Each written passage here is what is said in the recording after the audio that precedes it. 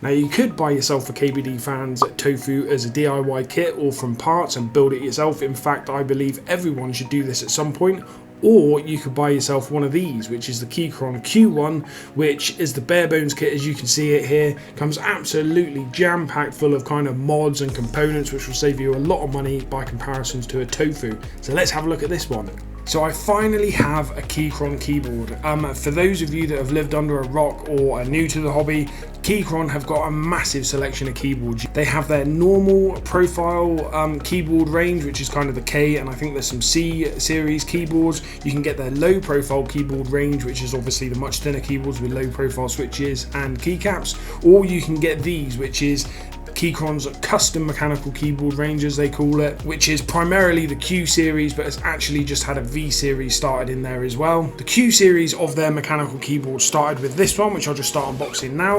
As far as I know, it started with the Q1, and then the Q2 came out, the Q3, and so on and so forth. People often get it mixed up. They think that the Q1, Q2, Q3 means the different versions of the keyboards, but that is in fact not the case. The Q1 is a 75% layout, the Q2 is a different layout, Q3 is a different layout. So they're just the different layout keyboards of a similar design type of custom mechanical keyboard.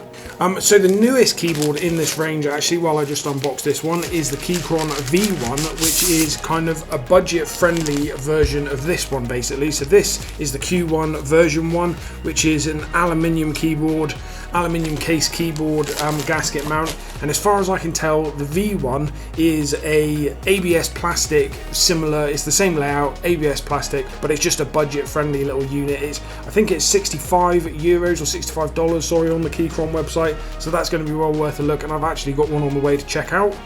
I'm a bit late to the party on these, but due to the release of the Q1 version 2, the version 1s are now on sale for $139 from Keychron, down from $169, which is in this bare bones configuration. The version 2 sets out to fix the gripes that people had with the version 1 and makes it so as there should be virtually nothing to mod. But for me, the discounted version 1 is perfect because I want to do some modding. But back to this one, and as you can see, I've got it out of the box. So you've got the keyboard itself, you've got the usual sort of manuals and stuff there. So as you can see there, it comes with a coiled cable. On one side you've got this like adapter or connector. This is the computer side, so it's USB-C. You can either go in with USB-C or use that adapter to USB-A. And then on this side you obviously connect those two together, and then this gives you your keyboard side, which is USB-C. In here are some spare screws, some spare feet, and some, I don't know if they're spare or extra, maybe they're the top pour-on gaskets. And that, as far as I can see, is it. I did think that there was some switch pullers and stuff in here I thought I saw on the website. I'm not too bothered about there not being those because I've got millions of them. But yeah, that's what's in the box basically. Okay, so let's just talk briefly about the specifications of this keyboard. So it's a 75% layout with 82 keys. That's both in ISO and ANSI mode. This top right hand key, you can get the version with a knob. Obviously when you have the version with a knob you have 81 keys instead. It's hot swappable with south facing switches. That means that you can remove the switches, mod them, replace them, whatever you want to do, and there's no desoldering involved with that. South facing means that the hot swap sockets on the PCB are south facing, meaning that the LED is facing south or down.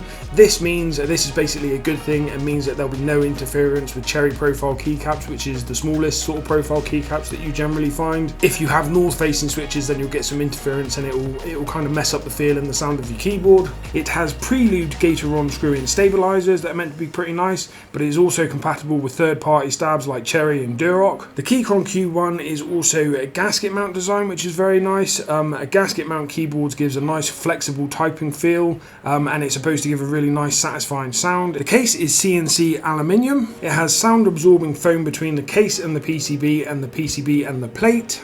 It's fully programmable via QMK and VIA, and it supports both Windows and Mac with the flip of this top switch basically, and then obviously you would need to change some of the keycaps.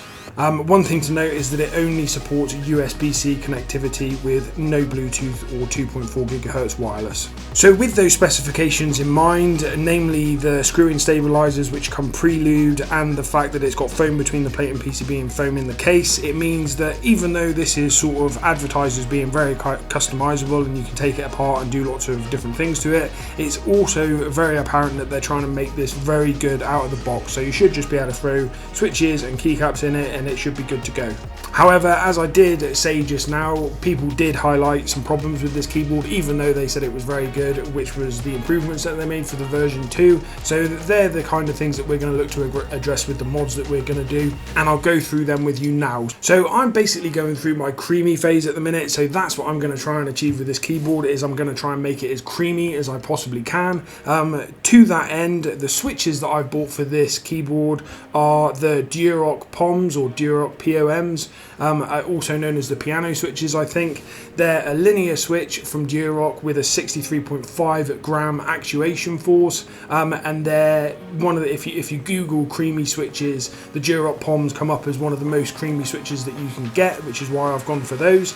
In terms of keycaps, I'm going for GMK Honor the Dark base. Again, obviously a high quality keycap set, so that should lend itself well to achieving my end goal with this, which is to make a creamy keyboard. Then for the mods, in terms of reaching that end goal of like a really creamy keyboard, the first thing I'm going to do is, before I take it apart, I'll put a switch and a keycap in the stabilizer switches and test those stabilizers. Because this is an ISO layout keyboard, you lose basically a long switch over this side, so there's only 3 stabilizers to worry about, which is great. So basically we'll test them and figure out if there's any work to do on those. After that, we'll tear down the keyboard to its component parts. From there, I'll do the PE foam mod, which is to put a sheet of PE foam between basically the plate and the PCB, although in this case obviously it will sit underneath the foam dampening underneath the plate, and between the foam and the PCB there, which is a nice mod. That's your main mod if you're looking to achieve a creamy feel and sound from a keyboard. The PE foam mod, it's an awesome mod, I love it. Then we'll do the Tempest mod, or the tape mod, which is where you just tape up the underside of the PCB with masking tape. So I'll do that. What that'll achieve is it will just amplify the keyboard slightly for me. It removes any kind of hollowness as well. It works towards removing the hollow sound that you get with some keyboards, although that shouldn't be an issue with this with so much foam dampening, but I'll do that mod anyway because it gives it like a nice, just slightly amplified sound, I find. And then finally I'll do the force break mod, which apparently this keyboard really needs to get rid of a pingy sound that it gives off in its stock configuration. I've never done the force break mod before, but it's as simple as putting either a bit of tape or some kind of gasket in between the top case and the bottom case, which is easy enough, and I'll do that one as well. And that's all I'm doing on this one. So I'm dying to get into this one, so let's just crack on, shall we?